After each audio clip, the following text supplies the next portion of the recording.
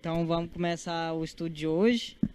A gente está na pergunta 33, mais especificamente na 33A, mas para retomar a ideia, vamos ler a 33, né?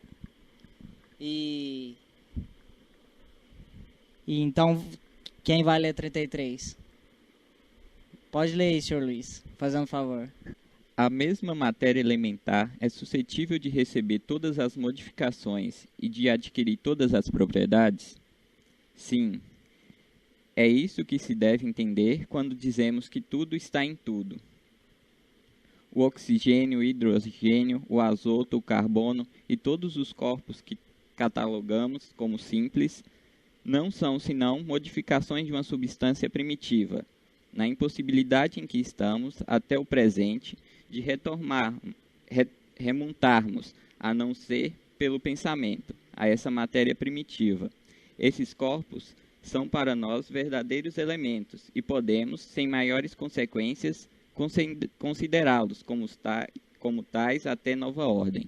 Então, a partir daqui, a gente já tem muito que entender. Quando a gente fala de que tudo está em tudo, quando fala que o oxigênio, o hidrogênio, o azoto, que é o nitrogênio, o carbono, são todos modificações de uma substância primitiva.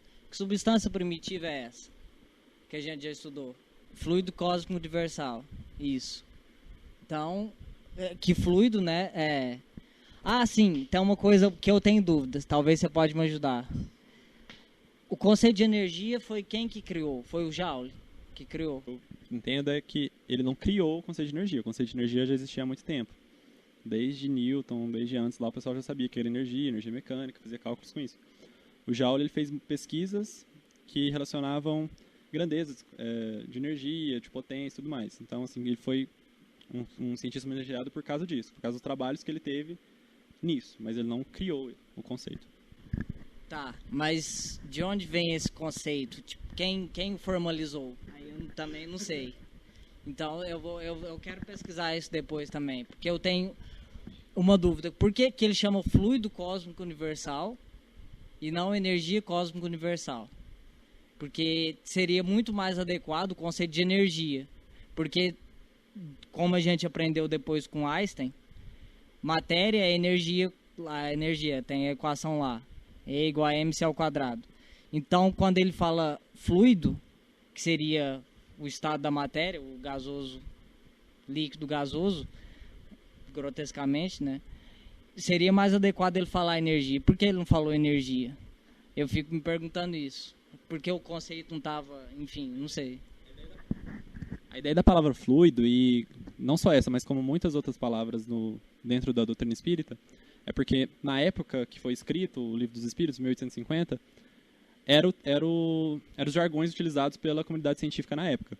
Então, o fluido era o que o pessoal designava para, por exemplo, fluido elétrico, fluido magnético, fluido...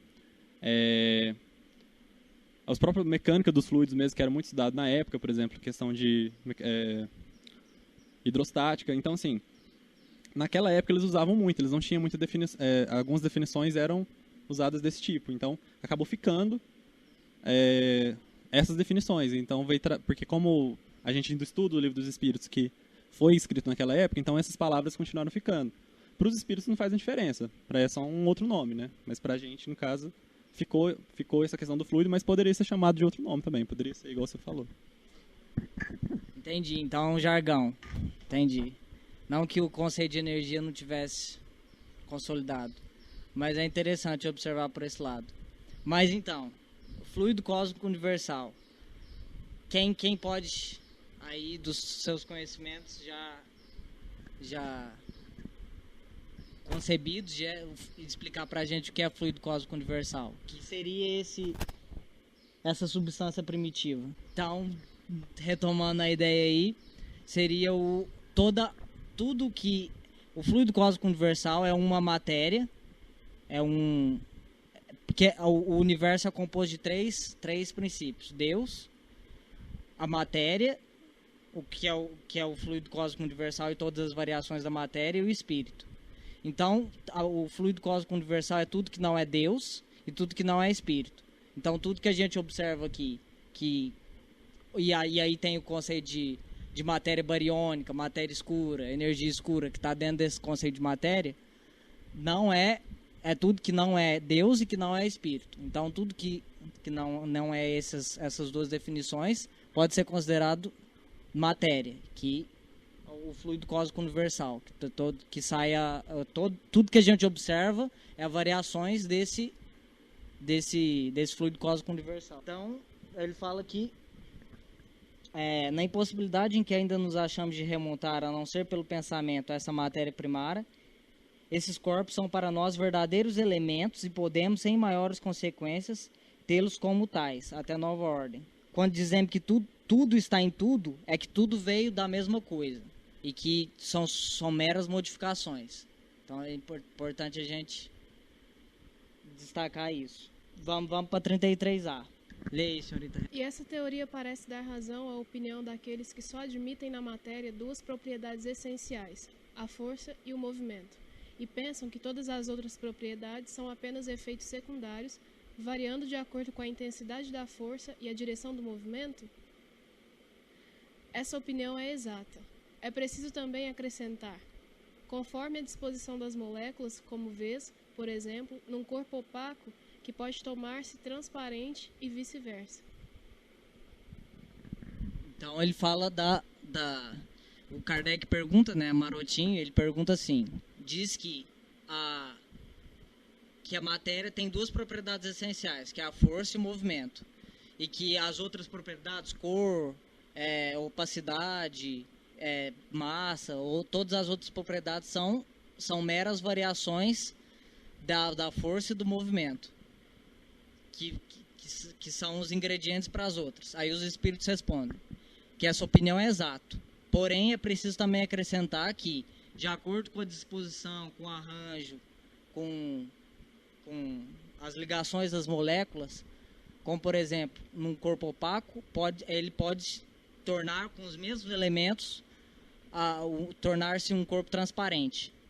E aí tem todos os aspectos físicos também, de polimento, ali, por exemplo, que ele falou do corpo opaco e transparente. Se eu polir a lente, ela é um vidro. O vidro pode ser opaco, translúcido, igual a gente está vendo ali, ou pode ser a lente do óculos. Então, isso só depende de aspectos físicos, de polimento, que mudou a reflexão. E tem um exemplo muito interessante também da água e da água oxigenada. A água é H2O. Ou seja, tem dois átomos de hidrogênio e um átomo de oxigênio. E é a água. Se você colocar mais um átomo de oxigênio, fica H2O2. Ou seja, são os mesmos elementos constituintes, porém com um ingrediente a mais, com um pouco mais de proporção de oxigênio. E aí faz a água oxigenada, com propriedades completamente diferentes. Então, descoloriu o cabelinho, a água oxigenada. Mas se você tirar a constituição ali de um oxigênio, vira água que é essencial à vida. Então, os ingredientes sempre são os mesmos. Porém, os resultados, as propriedades da molécula, da substância ali que foi obtida, pode ser completamente diferente. Então, é nesse sentido que o Kardec pergunta, que os espíritos respondem. Então, vamos para 34, mais alguma consideração? Então, senhorita Bárbara, leia 34. As moléculas têm uma forma determinada? Sem dúvida, as moléculas têm uma forma que não é perceptível para vós. Ele pergunta, Kardec pergunta se as moléculas têm uma forma determinada. E aí os espíritos respondem. Sem dúvida, as moléculas têm uma forma que não é perceptível para vós. Então, o fluido cósmico universal, ele escapa, esse elemento primitivo, ele escapa à nossa compreensão da terceira dimensão, ele escapa aos nossos olhos. Então a gente não tem condição de dizer qual é a forma desse fluido cósmico universal. Porém, ela existe. A gente não percebe, mas ela existe. E aí o Kardec, ele não completamente satisfeito com a pergunta, com a resposta, ele pergunta mais sobre esse mesmo tema. essa forma é constante ou variável? Aí ele responde assim, constante, os espíritos respondem, constante para as moléculas elementares primitivas e variável para as moléculas secundárias, que tão somente aglomerações das primeiras. São tão somente aglomerações das primeiras. Porque aquilo que chamais molécula ainda está longe da molécula elementar. Então ele fala, os espíritos respondem para o Kardec, quando ele pergunta se a forma é constante ou variável, que para as moléculas primitivas, elementares primitivas, a forma é constante.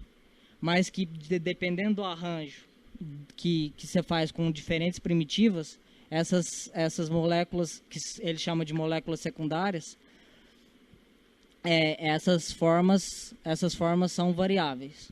Por exemplo, do exemplo da água da água oxigenada, a molécula primitiva é o hidrogênio e o oxigênio. Porém, de acordo com a variação e a ligação ali e a constituição da substância, ela tem propriedades completamente diferentes.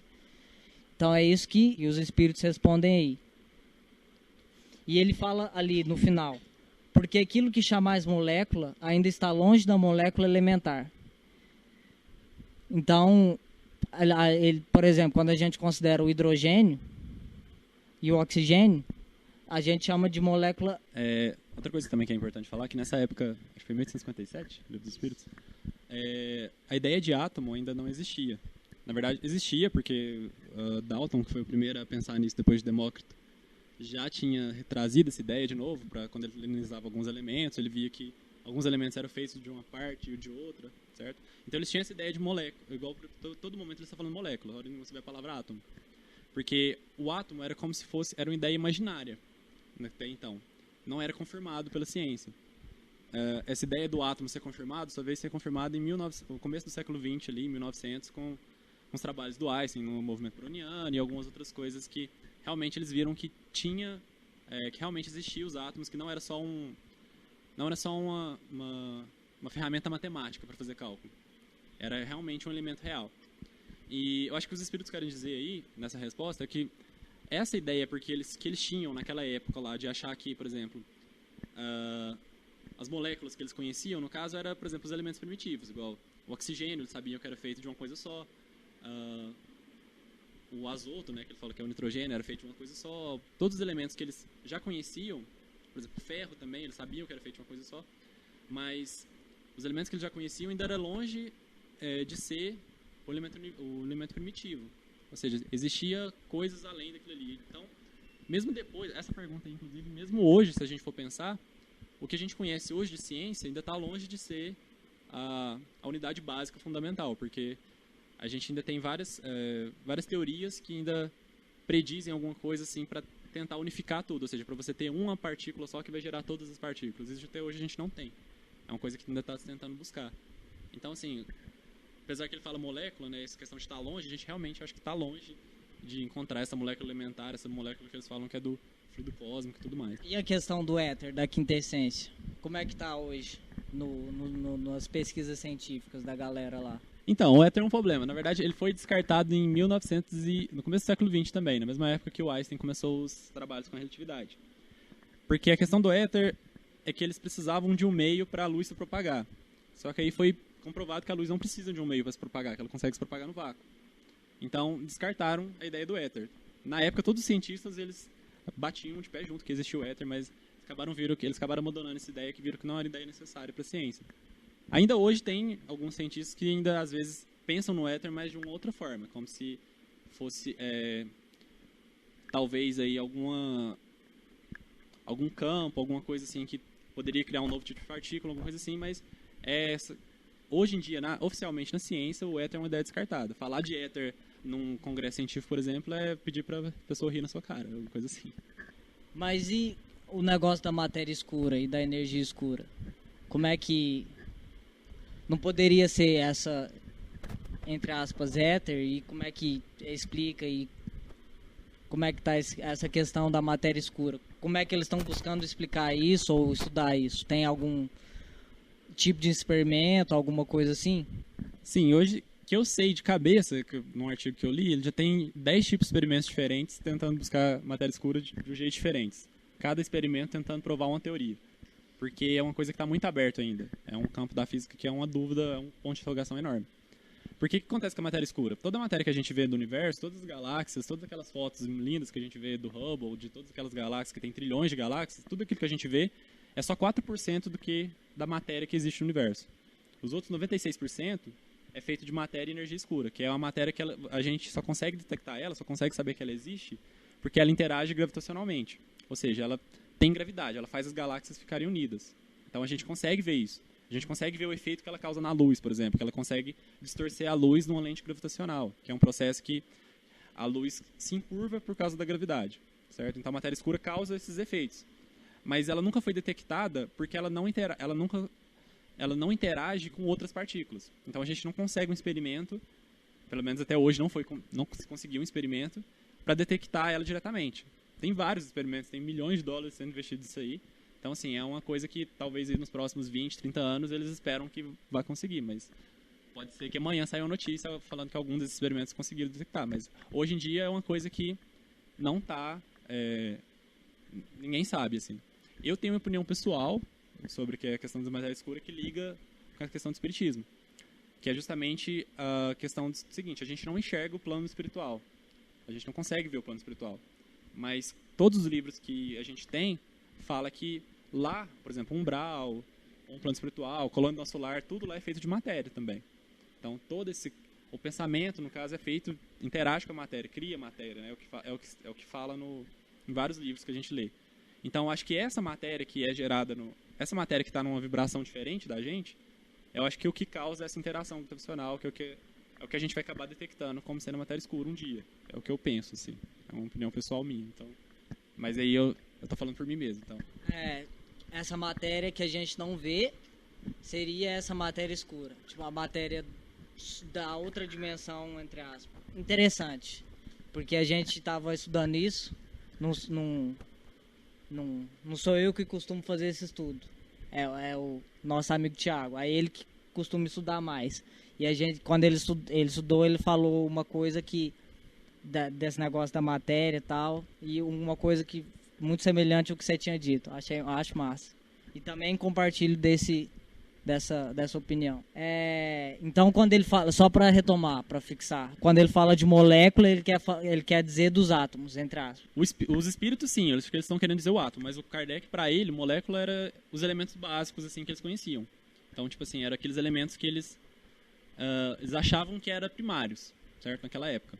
Por exemplo, eu não sei falar de cor, mas ali eles devem falar algum. Oxigênio, por exemplo, eles acharam que era o primário. Não sei qual que estava escrito ali, azoto, carbono, certo? Então, alguns elementos eles achavam que eram os elementos primários, que não tinha estrutura interna, que era só aquilo ali.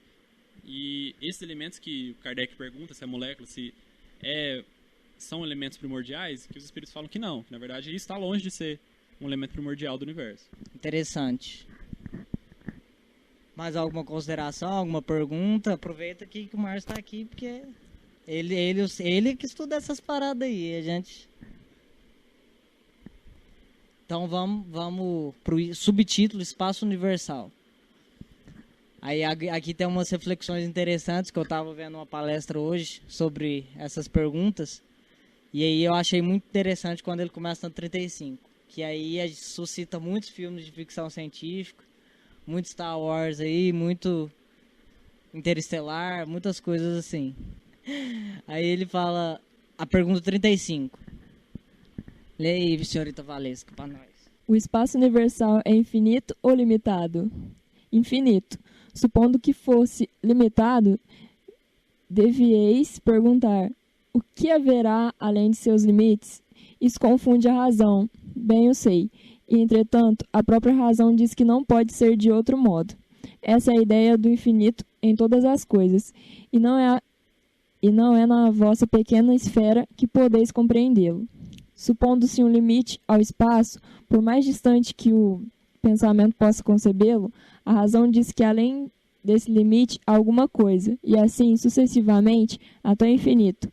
Porém, se essa alguma coisa fosse o vazio absoluto, ainda seria espaço. Então, Altas questões dessa coisa aqui.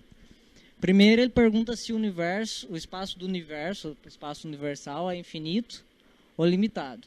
Aí os espiritinhos respondem, infinito. Aí os espíritos supõem a ideia de que ele fosse limitado. Se ele fosse limitado, deveríeis perguntar, o que haverá além dos seus limites? Ou seja, o que tem, quando termina o universo, o que tem? Aí os espíritos falam que isso confunde a razão. Entretanto, a própria razão diz que não pode ser de outro modo. Por exemplo, quando o universo, que é tudo que a gente pode conceber, de que existe por aí, acaba, o que tem depois? Então, isso é muito confuso, muito doido. Então, os espíritos dizem que a própria razão diz que o universo não pode ter fim. Justamente por se ele acabar, não tem o que existir depois. Aí o Márcio vai moer mais nessas ideias da física aí.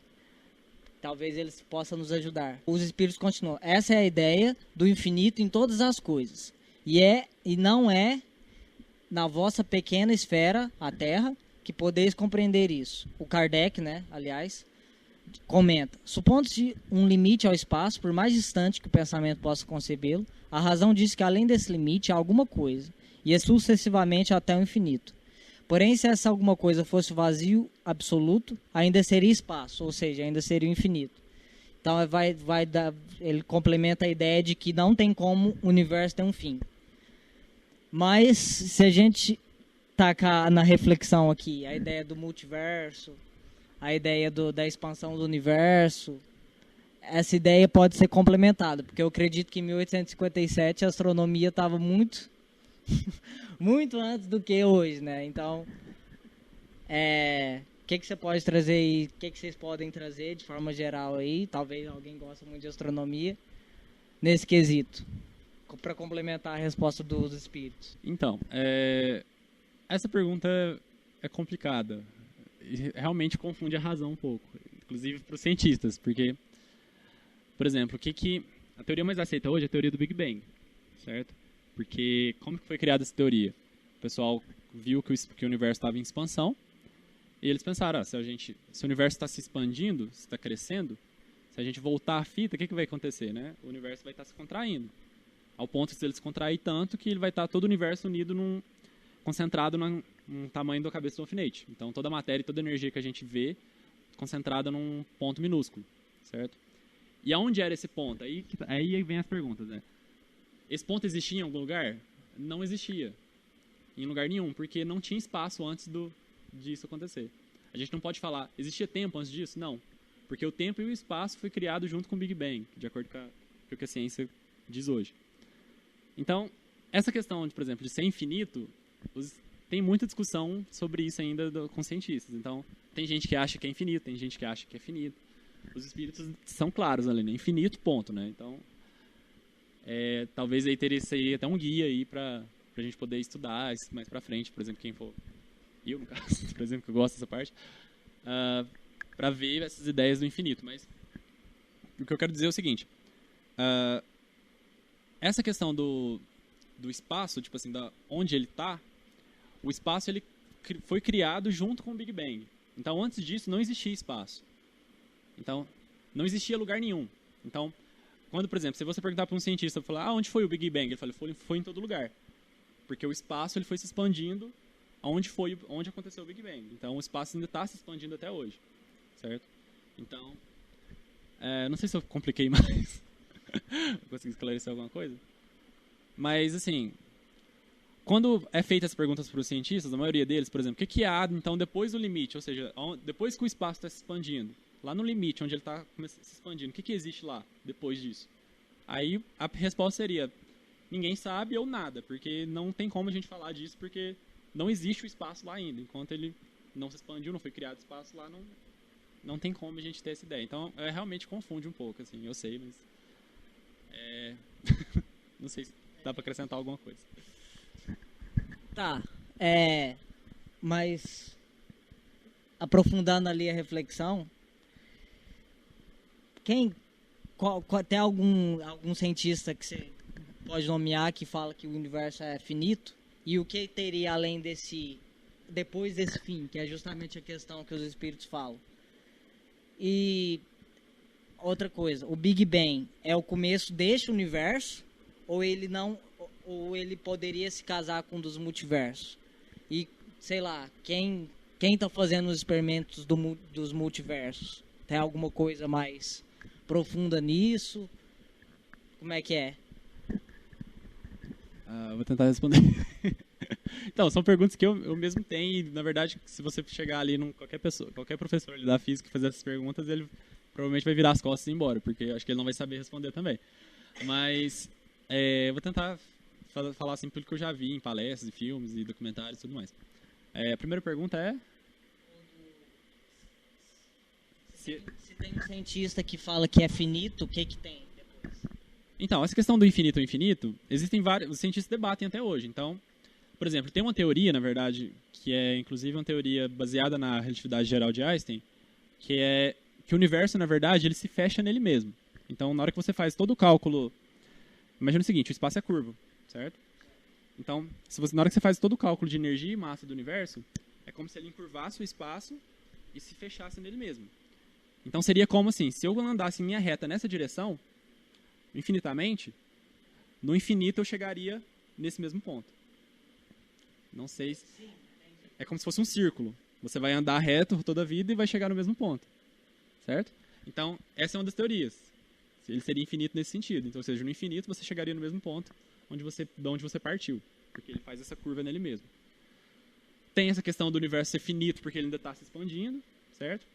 E tem a questão do multiverso que aí tem várias divergências. Então, por exemplo, a mais aceita, né, é a da teoria das cordas. Então, tem várias dimensões, né, ou seja, ela prevê que existem outras dimensões extras.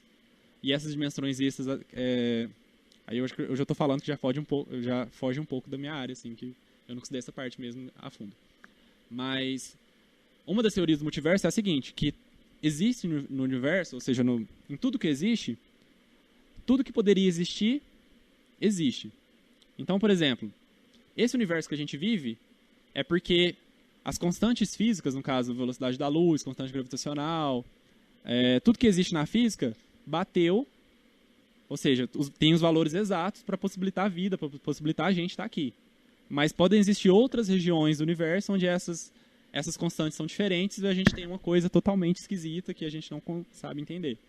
Então, essa é uma, por exemplo, das teorias do multiverso. Então, você tem vários universos onde essas constantes físicas não são iguais a que a gente tem aqui.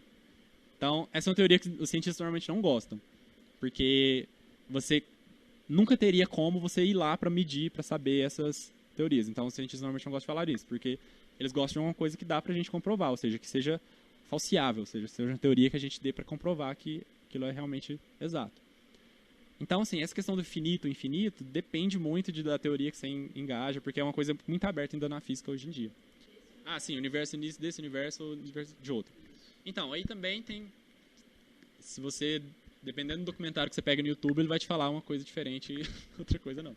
Mas, assim, eu nunca pesquisei artigos, nunca li nada na área, mas o que eu entendo hoje em dia é que o Big Bang, hoje em dia como teoria padrão aceita, ortodoxa, bem dizer, é o início desse universo. Que não teve outros universos, ou seja, a gente pode ter tido outros Big Bangs e outros universos? Pode. Inclusive, tem cientistas que falam que todo buraco negro que se cria pode ser um Big Bang em algum outro lugar. Mas, né, a gente tem, pra gente hoje, o que a gente mais aceita é isso, que o Big Bang nosso, esse Big Bang que ocorreu 13 bilhões de anos atrás, que é a idade do universo, né, foi o Big Bang desse universo, foi o início de tudo. E não tem outro universo, que a gente trabalha com esse. A gente trabalha com o que a gente pode medir, o que a gente pode verificar. Mas ainda tem várias dúvidas no que ocorreu, o que ocorreu nesse Big Bang, o que ocorreu antes do Big Bang, a gente não consegue nem falar sobre. Então, só uma outra dúvida. O multiverso, ele ocuparia o mesmo espaço, porém em outra dimensão do universo aqui? Ou ele seria outro espaço-tempo? Completamente fora? Igual eu falei, as duas tem teorias que casam as duas. Essa que eu falei, por exemplo, seria uma outra região. Essa que eu falei, por exemplo, das constâncias diferentes físicas, seria uma outra região em outro espaço. certo? Por exemplo, à medida que você for andando, você vai chegar num lugar onde as coisas vão mudar, não vão ser mais iguais aqui. E tem outra teoria também que fala que existem vários universos como se fosse um elevador. Então, na hora que você entra no elevador, você aperta um andar, para você praticamente está no mesmo lugar, só que você vai sair em outro lugar. Ou seja, existem camadas de universo sobrepostas umas à outra. Mas, então, são teorias também. Tem um desenho muito interessante da Eigorina. Vocês já viram falar? Tá no... Se eu não me engano, tá no Nosso Lar, mas depois a gente pesquisa. É isso, é no Nosso Lar, né? Isso. Ela desenha tipo assim, ó. Enfim, enquanto a Renata pesquisa ali, a Eigorina com H, ele casa com a teoria das... Tem realmente essa teoria das 11 dimensões? Quem fez? Foi o Einstein? Essa questão das 11 dimensões é a teoria das cordas. Então, na verdade, essas outras dimensões, essas 8 dimensões a mais, né, que existe, fora 7, né, porque espaço, as 3 de espaço e 1 de tempo. E essas outras 7 de espaço, na verdade, não seriam dimensões igual a gente tem, por exemplo, para cima, para baixo, para um lado, para o outro. Seriam dimensões que são enroladas nela mesma, assim, uma coisa estranha. É como você imagina, você pega um papel, enrola nele o mínimo possível. Então ele tem várias... É uma dimensão que fecha nela mesma ali. Então a gente não conseguiria... Para detectar isso, a gente precisaria de experimentos muito sensíveis, muito mais do que a gente tem hoje, para poder detectar alguma coisa. Aí ela faz esse desenho. Aí tinha um negócio, deixa eu ver. 1, 2, 3, 4, 5, 6, 7, 8, 9...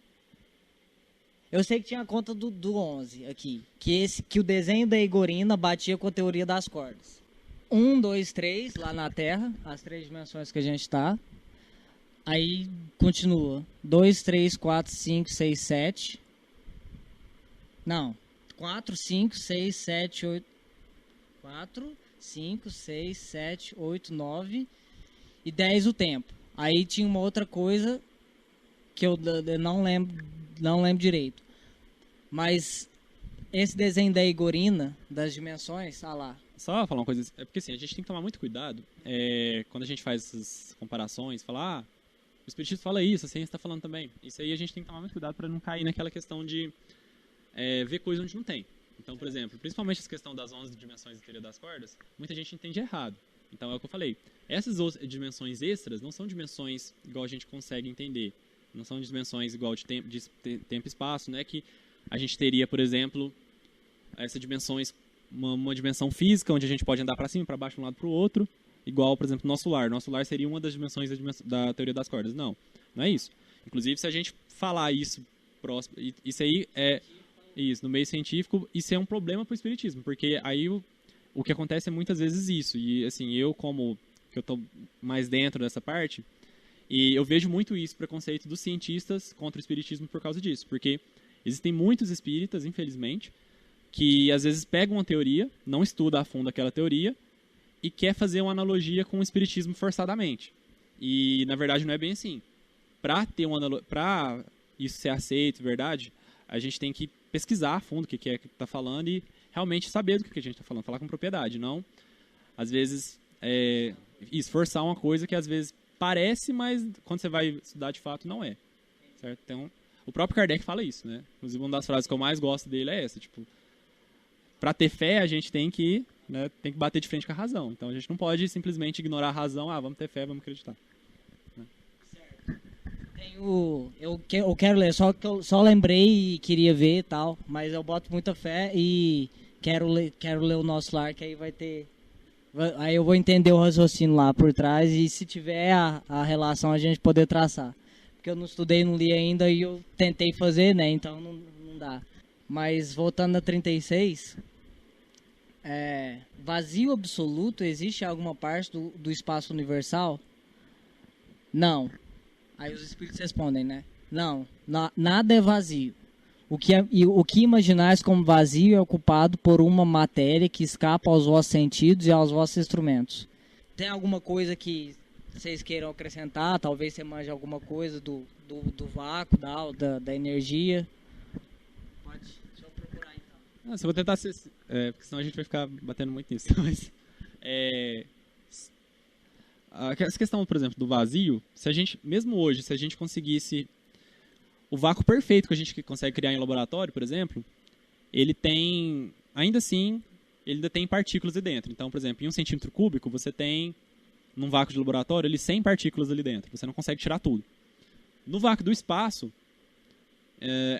essa taxa aí de 100 partículas cai para 10, mais ou menos.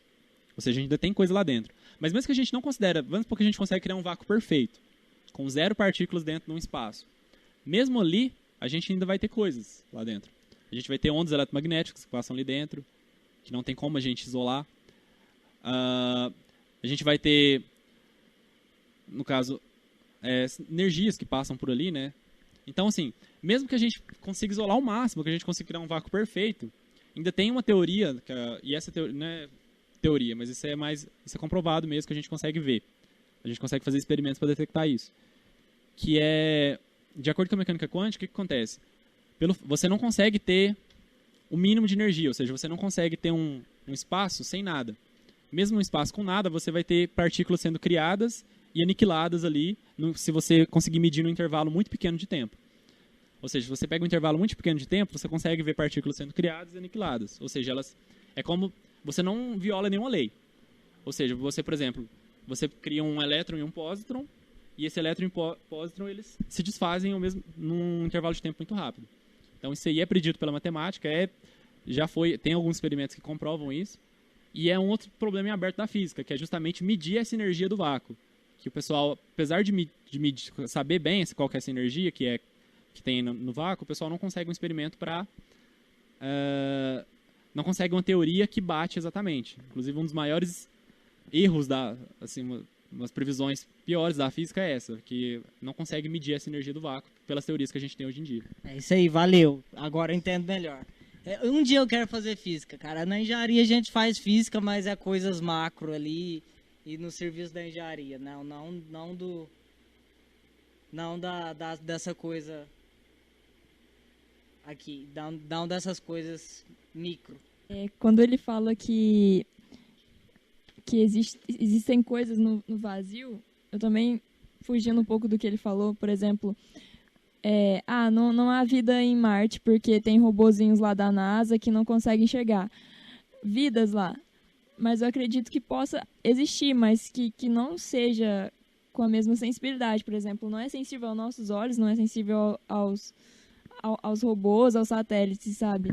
Por exemplo, aliens veio e fizeram desenhos na lavoura de milho. Não, isso não faz sentido. Por que outra vida viria para fazer desenho no milho? Não. Tipo, eu acredito que exista, mas que ainda não é sensível a nós. E que também eles não tentaram entrar em contato, não sei. Entendi. Aí, se você perguntar para os amigos do Márcio lá da física, se você mandar eles ler a Revista Espírita, que tem entrevista do Mozart lá, do Júpiter, tem uns falando que tem vida em Marte, e lá li no Livro dos Espíritos falando que todo planeta ou é habitado por seres encarnados ou desencarnados, e fala de Marte, fala dos habitantes de Marte, aí vai rolar algumas tretas. Mas eu boto fé nisso aí, de que não seja sensível. Mas uma vez eu pesquisei isso e tinha uns cientistas que falavam que teoricamente não era possível vida diferente da Terra. Mas aí eu não sei. Talvez se alguém tiver pesquisado, eu sei que gosta disso. Não sei se ele pesquisou, se o Márcio quiser falar também, que nós abusou dele, mas se ele quiser falar. Seria correto, talvez, vamos pensar junto aqui, seria correto dizer que, vamos admitir que tenha vida em Marte, uma humanidade em Marte, igual o Livro dos Espíritos fala, e que eles vivem normal, tranquilo, igual a gente, de boa. Por que não seria sensível aos nossos olhos? Não seria sensível aos nossos equipamentos, aos nossos sondas, radares? O que será? Eu não sei falar muito sobre isso porque eu também não estudei, não peguei para estudar ainda o espiritismo, sou nova aqui. Mas vocês acreditam muito em plano espiritual, né? Talvez eles vivam em outro plano ou em outra dimensão que a gente pode ser no mesmo planeta, mas uma dimensão diferente, de espaço-tempo diferente. Eu fico muito bugado com isso. Eu também. É louco demais. Como isso pode ser, como tá no livro dos Espíritos, que fala que da vida dos outros planetas, como isso pode ser possível? Você tem alguma ideia aí, Luiz? Alguma divisão aí e tal? Que eu fico muito doido com isso, muito bugado com isso. É dúvidas mesmo.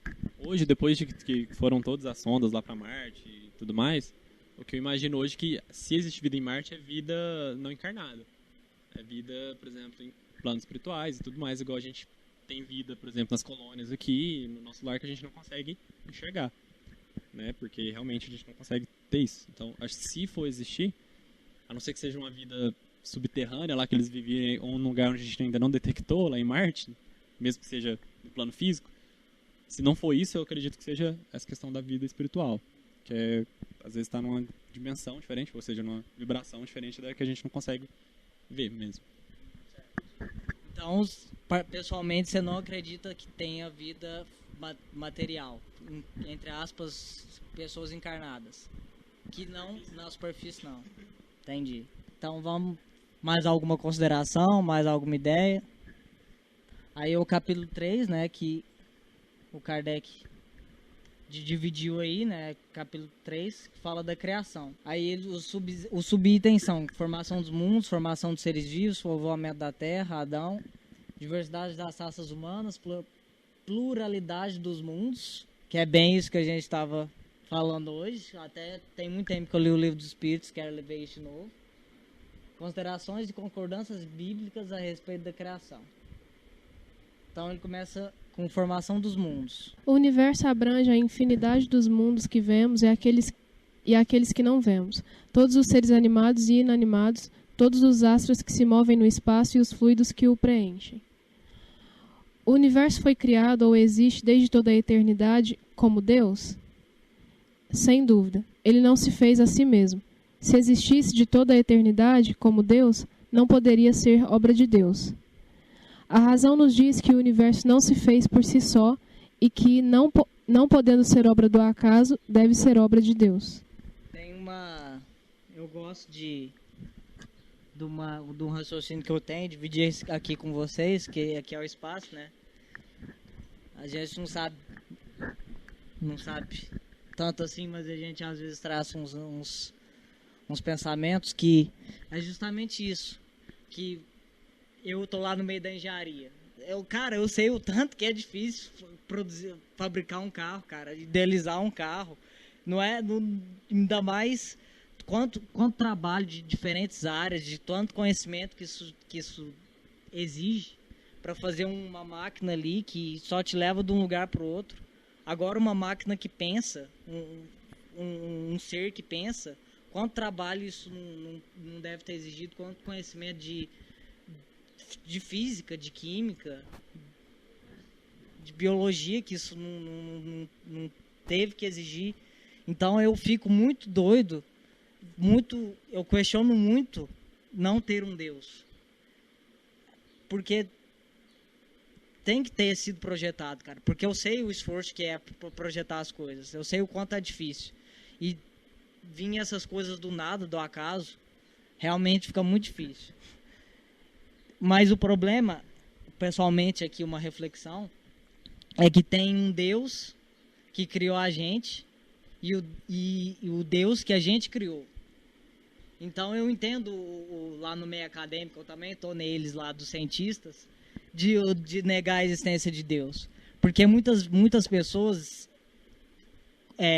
se apegam ao Deus que elas criaram, que tem características humanas, que se diverte com o sofrimento dos outros, dos filhos, da criação, que tem a vaidade, que tem orgulho, como nós. E tem o Deus que nos criou, que esse Deus é todo conhecimento, todo ciência, todo moral, todo justiça, todo bondade, que é bem diferente do Deus que os homens criaram.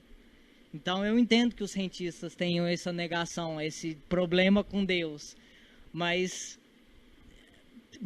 sobretudo com os efeitos com que crer em Deus nos leva. Porque a gente acha que crer em Deus e e achar que vai resolver, crer em Deus, no Deus que vai resolver os nossos problemas. Por exemplo, se eu rezar o Pai Nosso 100 vezes, eu vou ser perdoado do meu pecado e vou para o céu. Então, o problema dos homens de ciência, eu acho que é mais esse. Que às vezes a gente fecha para o Deus que criou a gente por problemas com o Deus que a gente criou. Então, eu levo muito, muito comigo essa reflexão. Porque é lógico, cara. Tipo, não tem como não ter sido projetado tudo que a gente tá vendo. Tem que ter um projeto. Igual o Espírito tá falando aí. Dando continuidade à sua linha de raciocínio, eu também vejo Deus não como um cara semelhante a nós. Eu vejo ele um cara muito massa, muito superior, porque não é um ser humano simples que vai criar tudo que ele criou. É tudo muito perfeito, a nossa... Tipo, tudo tem que ser algo bem superior, que não seria desse mundo. Eu acredito que é um cara de outro mundo para criar esse mundo. Então eu entendo o problema com o ateísmo, tal, entendo tudo isso, mas a mim não cabe a ideia de que Deus não existe, de que Deus não criou o universo. O problema é o como. O como é que é a coisa, porque não pode, tudo que está na Bíblia não pode ser real. Assim, não real. Literalmente real. É só uma metáfora.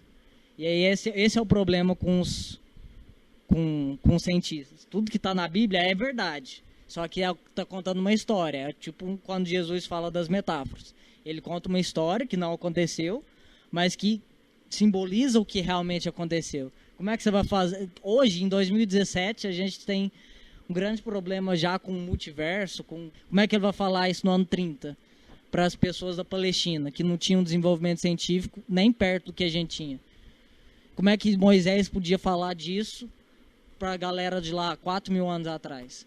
Então, tudo que a Bíblia fala, que o Kardec vai inclusive tratar aí, ele não podia falar da ciência como a gente estuda hoje, que ainda é extremamente limitada, que a gente acabou de ver. Quando a gente vê o movimento do ateísmo, os cientistas serem ateus, eu discordo, mas eu entendo. E é para isso que a gente está estudando o Espiritismo, é para, através da ciência, através da lógica, analisando as coisas, a gente poder explicar Deus para essas, entre aspas, não explicar, não se explica, mas poder fazer com que as pessoas enxerguem Deus e tragam benefícios para a vida delas. Então, só queria trazer essa reflexão aí. Aí tem a pergunta 38 aí que é legal. Senhorita Bárbara. Como Deus criou o universo? Para me servir de uma expressão usual, pela sua vontade.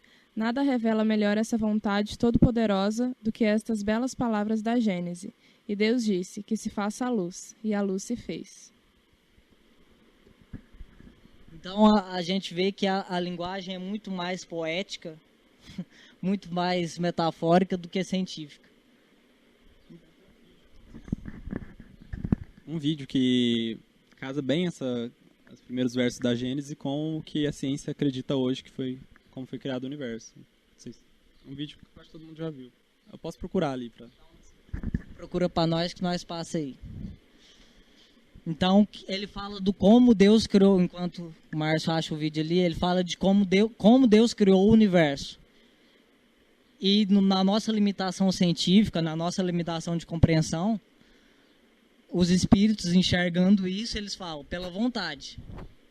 Só Deus poderia compreender. Então, o que a gente pode compreender hoje como humanidade é pela vontade. Agora, como ele fez isso? Cientificamente, biologicamente, e o que ele usou, ainda nos escapa a razão. Não tem como a gente muito entender. Então, quando a gente vai batendo nessas questões, a gente enxerga, eu, por exemplo, enxergo algumas coisas. De que a gente ainda é extremamente limitado e de que a gente tem que ser muito humilde quando começa a bater nessas coisas. Não no sentido de humilde de ser estático, de desistir de tentar entender, mas de aceitar o fato de que a gente ainda entende muito pouco. É esse aí? Pode clicar nele aí. Então o Márcio não acha o vídeo, mas ele vai mandar de novo depois pra gente. Então eu estava refletindo, né, de como Deus criou o universo. De que tudo que tem na Bíblia é muito mais poético do que científico.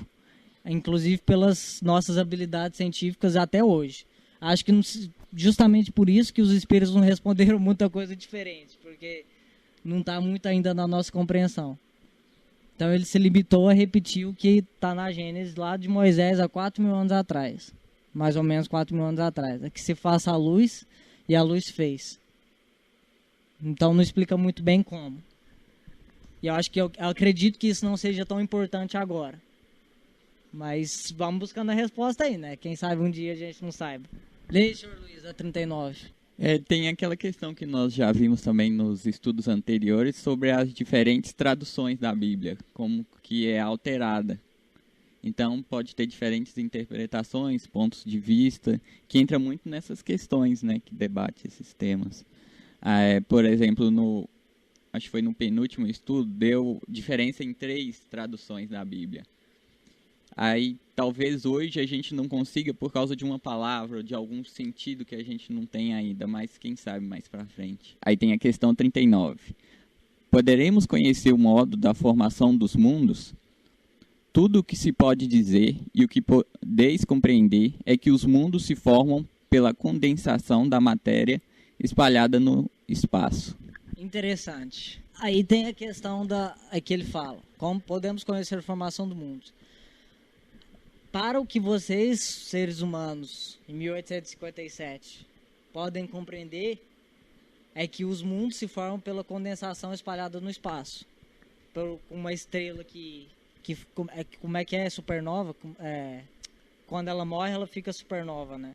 Com estrela com 15 vezes a massa do Sol, quando ela vai morrer, ela explode numa supernova. Numa supernova, ela cria todos os elementos mais pesados do universo. Então, ferro, silício, esses elementos que a gente tem são mais pesados, ou seja, antes do carbono, depois do carbono, quer dizer, na tabela periódica, são criados dentro da explosão da estrela. Essa questão da condensação, inclusive, tem pouco tempo, inclusive, acho que foi no século 20, que teve essa teoria de que, na verdade, como é que os planetas se formavam? Que era essa nuvem de gás de poeira que se aglutinavam, que ia formando os planetas.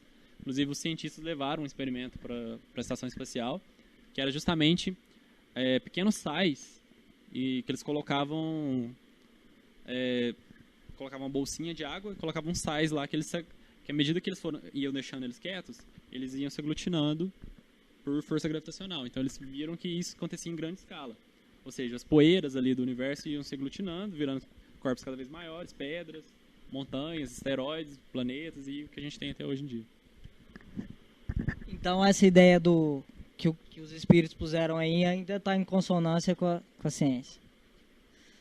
Sucesso. E uma coisa interessante que eu me lembro aqui, mais poética também, porque poesia é um negócio bacana, de que todos nós somos poeira de estrelas. Então, todos nós somos estrelas, né? De alguma forma ou de outra. E trazendo mais para o lado moral, de que a gente não... E mudando ali o sentido da estrela, né? Não de um corpo celeste que brilha, mas alguém que faz as suas próprias... tem as suas próprias motivações e suas próprias qualidades. Todos nós temos a condição de tornar senhor de si mesmo, né? De tornar deuses, como Jesus dizia. Vós sois Deus, né? Que ele dizia. Vós sois estrelas. Que brilhe a vossa luz. Então, só um paralelo interessante aí. Quer alguém que comentar alguma coisa, trazer uma ideia? Leia 40, senhor Eterna. Os cometas seriam, como se pensa atualmente, um começo da condensação da matéria, mundos em processo de formação? Isso é exato, mas o absurdo é acreditar na influência deles. Quero dizer, na influência que lhes é atribuída vulgarmente porque todos os corpos celestes influem em certos fenômenos físicos. Então, interessante. Ele traz a ideia até no vídeo que eu estava vendo hoje, ele fala ele responde essa pergunta aí e faz um comentário. Então, um cometa seria também um começo de condensação da matéria, mundos em processo de formação. Aí os espíritos falam que sim. Mas é um absurdo acreditar na influência dos cometas. Que vai acabar o mundo quando o cometa passar, que vamos subir no cometa, que já teve coisas desse tipo, né? Se eu não me engano. Então ele fala que a influência que lhes é atribuída comumente não pode ser acreditada. Porque todos os corpos celestes, asteroides, estrelas, planetas, luas, a cinturão de asteroides, né? Cometas, todos têm influências nos fenômenos físicos. Influência nas marés, nas colheitas, influência nos movimentos da Terra, que não são só rotação e translação, tem precessão dos equinócios, tem, enfim, outros mais, né, que eu não lembro. Mas aí uma coisa que eu gostaria de lembrar também é a da astrologia. Não especificamente dos cometas, né? Se eu não me engano, não tem cometa na astrologia. Porém, tem os outros corpos celestes. Nos lembrando que no espiritismo, que a doutrina espírita acredita, e que eu acredito que vai muito de consonância com a física, que eu fiz o curso de astronomia lá, da física, que o Ivair bate muito nessa tecla, que ele é muito incisivo, meio irônico, mas eu entendo ele, é de que os astros, eles fazem influências puramente físicas, não morais nas pessoas. Não que se eu nasci dia 21 de março de 94, às 7h20, minha lua é tal, minha lua é outra, eu vou ser uma pessoa diferente por isso. Até pela pluralidade das existências. Porque se eu nasci agora, Lucas, eu nasci muitas outras vezes na Terra. Então eu vou ter muitos outros signos e muitas outras luas. Então como é que eu vou me definir? Qual vai ser a astrologia que vai me definir como ser humano? A que eu nasci como Lucas, a que eu nasci há 10 mil anos atrás, que eu nasci na existência anterior? Então essa ideia da astrologia é muito complexa. Porém, a astrologia ela foi muito importante no sentido de despertar para essas coisas dos astros. Para despertar o estudo. Tanto é que, se eu não me engano, anteriormente, a astronomia e a astrologia era uma coisa só. E aí depois, com o desenvolvimento do método científico, que a astronomia se separou e que aí começou todos os estudos. Então o espiritismo reconhece a importância da astrologia, mas foi uma importância que foi localizada no tempo. Ela já deixou de existir no quesito que ela suscita, né? Então é importante a gente fazer essa separação. Alguém quer fazer um comentário? É isso, né? O espiritismo não nos deixa iludir. Leia aí, senhor Luiz, a 41. Um mundo completamente formado pode desaparecer e a matéria que o compõe ser espalhada de novo no espaço?